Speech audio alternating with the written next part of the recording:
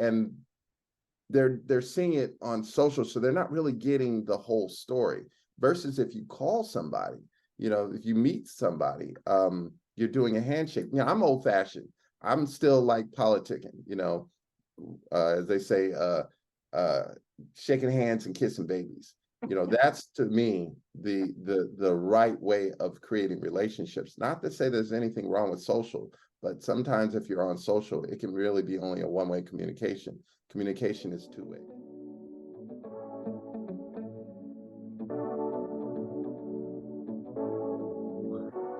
Hi, and welcome to Road to Recovery. I'm Ronda Jackson, your host, serial entrepreneur and small business advocate. And on today's episode of Road to Recovery, we have joining us Kelcey Newman, the creative director of Attain Design and Marketing Communications. Welcome, Kelcey. Hey, what's up? How you doing? Happy afternoon, good day, wherever you are. It might be evening, It is a good morning. day, right? Oh, Either you had one or you're having one, right? yes. I appreciate that. So, Kelcey, before we jump right in, I mean, you and I have ties and histories from way beyond, but for the audience members and the emerging and established entrepreneurs that don't know you as well as I do, will you please introduce yourself? What you mean you don't know me? Google me. As well as I, right? Ask them, right? Why don't they? They better recognize. They better recognize. Now, I'm Kelcey Newman, and as she explained, I'm the creative director for Attain Design and Marketing Communications. So we are, in a nutshell, we're creative heroes. And what we do is we save our clients from the ordinary and we take them to the extraordinary. But in a nutshell, what we do is we do brand communications, and we're graphic design, we're marketing, we're a little bit on the PR side, we're digital, we specialize in video, a lot of events. So we're pretty much global, and we're pretty much just an agency, an advertising agency of sorts. Okay. So for the most part, we like working in a lot of different sectors, a lot of different people and places and things, and that's who we are. No, I love it. I love how you've took it down to bite-sized pieces that I can understand, because I know what PR is. I understand what digital assets are. I understand what media coverage is. So thank you for that. Because sometimes when people say marketing or advertising, I don't know if you're talking about a Super Bowl commercial or a social media post. So thank you for breaking it down like that. Yeah. That's really helpful. Yeah. And then even sometimes when you're talking about marketing and advertising, where we come in is that we're on the creative side of things. So we're the thinkers. We're the ones who kind of come in as creative strategists who come up with the overarching idea. And we're kind of like almost the cooks in the kitchen. Okay. We come up with the recipe and then we cook it up and then we serve it up to our audience. I love that. I love that. All right. Well, one of the ways I like to start the show would nicely be with a plate of something, but one way I like to start the episode is by asking the guest for one word that you would use to describe now. What would your one word be? Remix. Ooh, okay. Remix. Say a little bit more. Say a little bit more. So remix, in a sense of like my company, even though I'm a brand marketing agency, sometimes they said that the cobbler's kids have no shoes, or the barber has the worst haircut. Right. So this year was a year that I decided to take a reassessment on my own business and some of my own practices that I might be telling to my clients, and kind of looking at the man in the mirror and deciding to make some changes in some areas, for our company. The worst things that I think that some companies can do is trying to be master, with like knower of all things, but master of none. So this year we started streaming down a lot of our clients. We started streaming down a lot of our business practices, one of those being in web design. Web design 10 years ago, everybody and their mama used to do web design. Every graphic designer used to do web design. But then as the years progressed, there was a time that we would charge for web design and get, $10,000, $20,000 dollars just to do, a few pages. And because of technology, things have been becoming lesser and lesser, easier and easier, to where now my nieces and nephews offer the same web design services as I was offering, and they're probably getting paid more than what I can actually ask for. So, but the truth is this, nowadays, there's so many tools that make it so much more convenient for our clients. And it's just not, it's not a thing that, oh, I'm not making any money. Just a lot of times I'm trying to figure out how can I save the client's money? Because sometimes it's not about the profit. It's really just about the project. And it's really how you are going to end up getting that project done. And long story short, web design just wasn't our forte anymore. I understand. And as a result, I now just kind of encourage my clients to look at some other, what you see is what you get sources, and doing web, Canva, just things that are just making it more easier, as well as not many people are actually on websites nowadays. There was a time everybody was, going to the website and you had to entertain them with Flash and all these other things. But now a website is almost like a Yellow Pages ad. They're just kind of information only, that if they go to the site, they really want to just know, half the time, well, what's your social? Right. If I'm going to your website, I'm just going to your website so I can figure out what your social is, or what your IG is, or what your Twitter is. And then I contact you there. And most time have bigger engagement with you on those social channels than you would at a website. Yeah, and I appreciate you saying that, but what I really heard you talk about was clarity, focus, ease, and grace, and how you're bringing value in different forms, and not like the whole McDonald's menu. You're more like the in and out. Look, I got two things. Yeah, yeah. You want one patty or you want two? Right. But I appreciate that, because there is the specialization. For you, it creates efficiency, which I'm sure translates into lots and lots of value for your clients. And to your point, there are very attainable and accessible companion products, or softwares and platforms out there that make some of the other day-to-day things just a box checker, right? And then the real value, your asset, is really that strategy, what to do and how to do, which is why I'm so excited about our conversation today, that we'll get into communicating the what to do and the how to do and the who, right? So I'm super stoked about that. So as far as communication and developing relationships, okay, so just to kind of set the ground, who are we developing relationships with? Like, what type of relationships are you talking? So in terms of developing relationships are very interesting, because what I've learned over my 25 plus years in the business, that, again, like in my history, this year will be year 26, I think, of Look Ma, No Hands, put, two kids through college, and just kind of being an entrepreneur and running a business, which I'm really proud of. But through those years, relationships were key. They were the key component which kept my business going. It's not what you know, it's who you know. Just kind of in a sense that, like, designers are, especially graphic designers and creatives, photographers, videographers, PR specialists, marketers, they come a dime a dozen nowadays. Matter of fact, you can get them even cheaper than a dime if you go over to India or to Pakistan, because I have resources in Pakistan who will do it for, a couple cents on the dollar. Right. But all that being said, going back to the relationships of things and communication, it was through the relationships that I've made over the years that have led to other projects. And the relationships may not necessarily, like I said, they may be seed planting, and you may harvest that relationship later on. Right. But it's really through those relationships that, establishes your net worth. Okay. So when you say relationships, I always think about when people talk about 6 degrees of separation, right? I mean, I don't think it's 6 anymore. I think it's I don't think it's 6. It's like 1.5 degrees, right. Like especially now with social media, right. and being on social media, and even having those relationships. And let me just talk about social media, because I think one of the biggest mistakes that as small business that we'll do is rely a little bit too heavy on social media in terms of our communication and relationships. If I have a relationship with someone, it's not just on social. Like there's times that people will say, oh, hey, I saw you did this and I saw you do that. But it, and they're seeing it on social, so they're not really getting the whole story. Versus if you call somebody, if you meet somebody, you're doing a handshake. I'm old fashioned.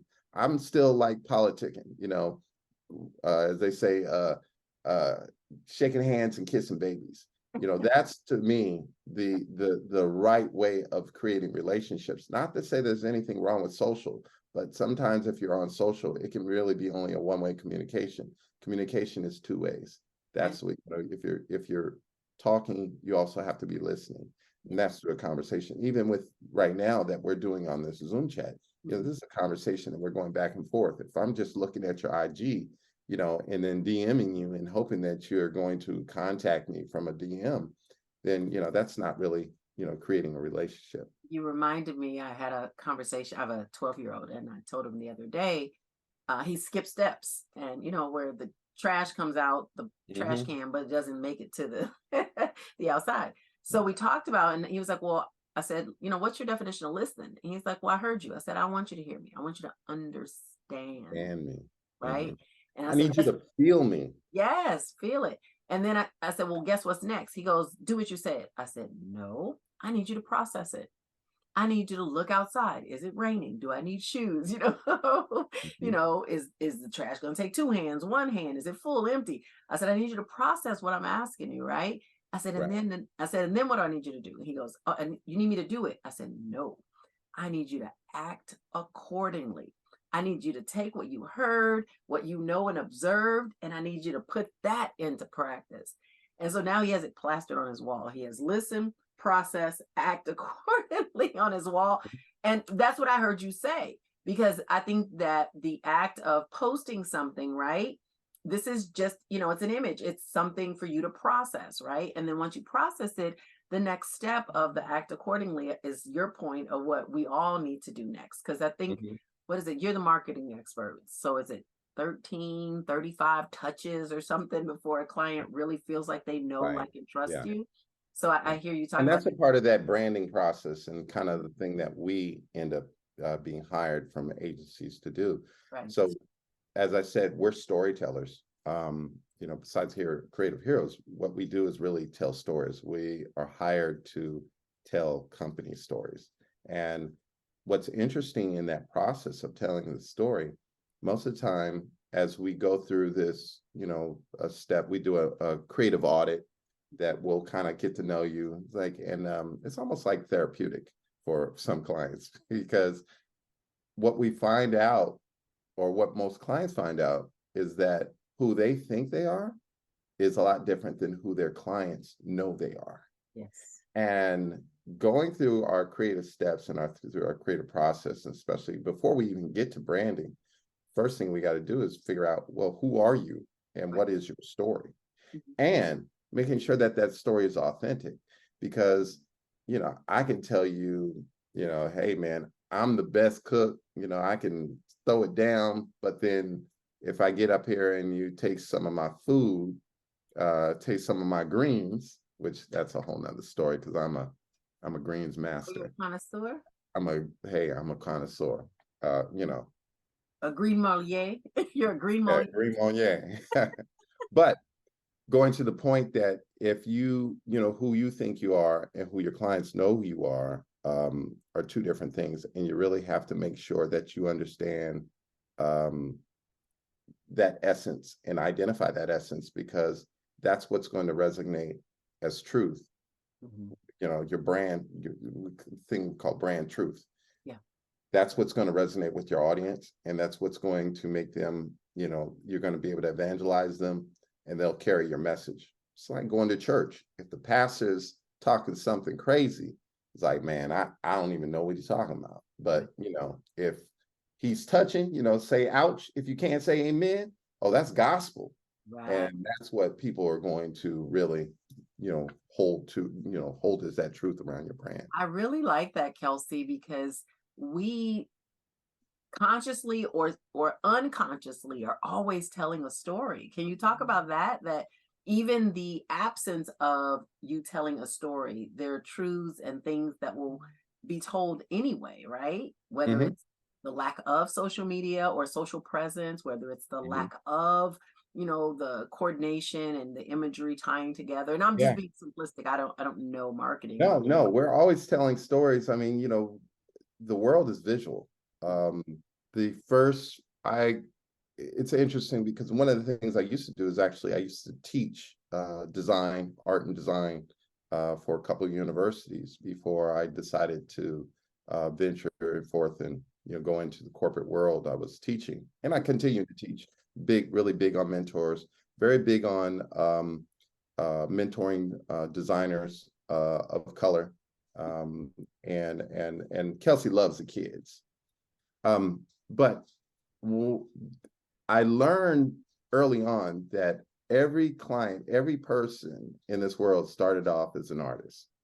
It's the first form of communication. Mhm. From caveman, the first drawings were, they were art.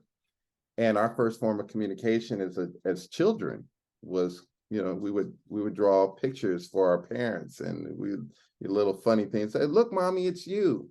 Right. And somewhere down the line, people gravitated away from being artists. It's like, they say, oh, well, you can't be an artist. You're not creative. But, again, in everybody, there's a sense of being like, no, I'm actually am a creative. And so that form of communication that, everyone has, it's lost on some people. And it's my job to, help them to, find it out, to rediscover that form of communication for themselves, because you can hire a company to do all the communicating for you, but at some point you're going to have to stand in front of your own audience. You're going to have to stand in front of your clients and being able to tell your own story. Mhm. So, can you talk about connecting those dots, right? From storyteller, right, Mhm. to what's next? So, how does that happen? Or what is the metamorphosis of, that interview from that intake form into the brand story? Okay. So from the point that we start with that intake form where we're just kind of doing the research and getting to know someone, we sometimes it's very interesting because it's very therapeutic for our clients. It's something as simple as what's your favorite color? But the biggest question that many clients don't really understand or know how to answer is the why. Like my company is named this, but why is it named this? Um, my favorite colors are blue. Why is it blue? How do those things resonate? So once we kind of dissect and go through that stage and process, is creatively, depending on what exactly the assignment may be, we may end up taking that information and reformulate it into either a graphic that might be a logo type. Let's just start with a logo type. And usually a great logo will tell a story. It stands by itself. It stands the test of time. A great logo should communicate not only in color, but it should communicate in black and white. And a great logo should communicate without being seen. Mm. So that's the audible aspect of a logo. It should always be able to, like, so when our approach is like, how can I tell your logo, how your brand story as a visual mark without you actually seeing it? Oh, So okay, if I that's have to tell powerful. it in a story and explain it, That's what powerful. does it say? Yeah. So that you made me think of when you were who we're talking to, right? Because in our pre-talks you talked about knowing the nouns. Can you talk about that? Because that Oh voice, yeah, yeah. right? The ears that I just want people to have context of the ears that information is falling on. Yes, yes. So the nouns is something that I always kind of put out there to my client, is to that we want to identify the people, places, and things about your brand, Okay. and as it relates going back into relationships and communication, is just that those are like some identifying points that I think that people should always kind of just overall just have a sense of consciousness about whenever they're trying to connect the dots between their projects. Right. Okay. No, I love that. And so we're connecting dots, we're speaking, we're amplifying, our voices are being amplified by this beautiful imagery and this wonderful storytelling. But I'm just making sure it's not falling on deaf ears. So you say that there also is a refinement process about that audience, who that message is being carried to. Yeah. So once you get to the audience, testing. I mean, that's usually the best way of knowing whether or not your message is actually working, or whether your design is working, whether it's a brochure, if it's working. It's like, we don't spend enough time testing our materials with our target audience. You know, if I'm cooking for you, you know, first thing I'm going to do is like ask what your food allergies are. But Okay. beyond that, I'm actually going to ask you, what do you like to eat? I mean, like, you know, if I'm going to invite you over and say, hey, you know, I'm gonna cook this wonderful meal for you, I'm not going to spend the time and money and buying shrimp and lobster and, you know, and I'm going to get the finest fish and, you know, and fillet it and all this other stuff, and to invite you over and prepare it and lay it out, and then you just tell me like, oh, I'm allergic to shellfish. Yeah. Yeah. But it's simple. Ask, just ask, you know, ask your clients, ask your target market, you know, what do they like to eat? What, you know, if you have a brochure, what's going to make them sell? Like, okay, how can I sell you? What's the magic word? You know, if you just ask them, they'll tell you. You know, if you So take the time, they're always how going do you respond to a client that has been in business 20 years without a website, has been in business 20 years with the same, you know, single typeface Times Roman business card? How yeah. do you respond to I'm gonna respond to them just like my grandfather used to tell me. If you keep what's doing what you're doing, you're gonna keep getting what you're getting. okay? And so in the ideal of change, you know, you have to try new things. Mhm. Companies like ours, marketing agencies such as ours, we like trying new things, but that usually comes with trust. And I think it's in building the trust and just really saying like, you know, this person really knows us. That's why I say, well, if you go through that process, that early on, um, you know, the form of just getting to know the clients, the romance of the clients, that's where once they kind of like, yo, you get me, you understand my brand, then it's easier for them to trust you into any type of new change. Because when you're coming to me, because you're trying to create change, you're trying to create something different, you know, and that's what we do. No, I love that. So then what advice would you give the emerging and established entrepreneurs within the sound of our voices? Just I'm gonna leave it right there. I'm gonna let you fill in the blank. What advice would you give? What advice would I give? Uh, wow, there's so many things running through my head, I and know that's why I'm like, just I'm gonna leave it open. well, you know, and I'm trying to figure out. I would say open your mind to knowing new things. Um, I'm going to say this: knowledge is infinite.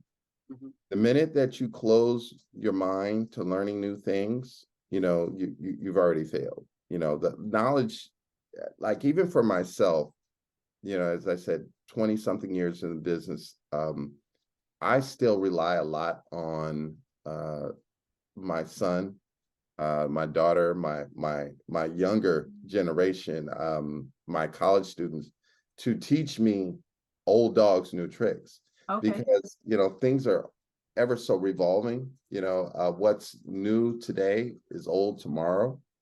And so I think that if I had to tell a client anything, or a new business entrepreneur, Mhm. it would be just kind of like keep learning. Yes, I love that. I love that. And if someone wanted to learn more from you or get your help and assistance with their marketing and communication, what's the best way to contact you? You know, the best way to contact me would probably be, you know, I'm old fashioned. You know, I would give you my phone number, but I might get a bunch of crazy stalkers.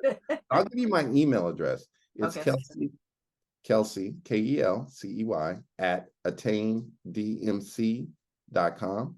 Okay. And beyond that, you can find me on Instagram at Attain Design on Instagram, and you can find me personally on Facebook. Okay. We will put all of your links, the ones that you would like to share, in the description box below. And Okay. I want to thank you for being here. You gave some soup to nuts. Like, I can taste the sauce. Like, you Oh, you you got and I have okay, had, okay, yeah, yeah, you yeah. and I have had conversations Look, about, you cook yes. it up. We've had conversations about these things, but to actually hear you, and I hope you all were listening, and to hear the formula on how you design things, I can see why your company, one, has had the wherewithal, but two, I've been the product of some of your environments that you've created. So I thank you for your creative juices and your talent, sir. You are I wonderful. thank you for the time, and thank you so much for the conversation. You're so